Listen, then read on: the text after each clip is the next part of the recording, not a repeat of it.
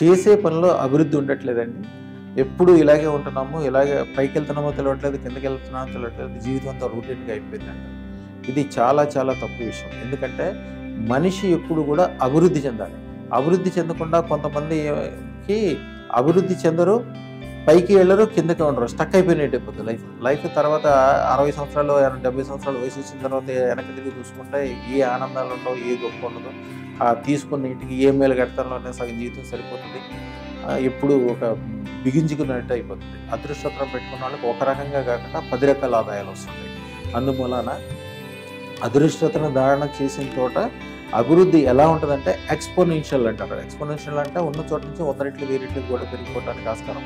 దానికి ఏం చేయాలి, పొద్దున పూట రాత్రిపూట చేయాల్సిన చిన్న మార్గము చెప్తాము. ఏ విధంగా అంటే మీరు మా దగ్గర ఉన్న టెస్టిమోనియల్స్లో చూడండి. అప్పుడు దాకా వ్యాపారంలో ఇబ్బంది పడి, అప్పుడు దాకా వ్యవహారంలో ఇబ్బంది పడి, ఉద్యోగాల్లో ఇబ్బంది పడి స్టక్ అయిపోయినట్టు ఉంటుంది.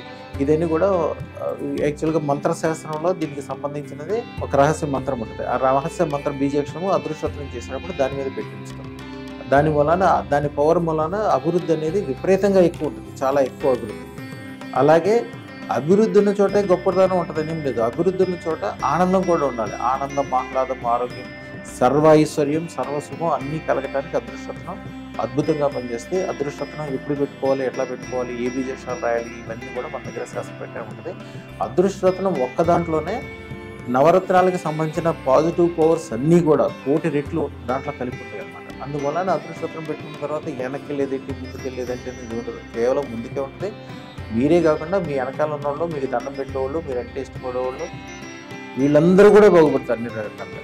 శుభం విఆర్ఆర్ రాజిరెడ్డి గారు మన 0 నుంచి హీరోలైన సిరీస్లో వీరే ప్రథముడు. 4,000 crores సంపాదించిన విఆర్ఆర్ అనుకుంటారు. మన దగ్గర అదృష్టం పెట్టుకుని ఒక్కసారి చూపించాము. 0 నుంచి హీరోలు అవడం అంటే పెద్ద గొప్ప కాదు. ఎందుకంటే అలాంటి మంచి మనసు ఉండాలి. నేనే తినాలి, నేనే ఉండాలి, నేనే చేయాలని ఇప్పుడు అనుకోవద్దు. మీరు స్టార్ట్ చేసినప్పుడు 0 నుంచే కదా స్టార్ట్ చేసింది. 0 నుండి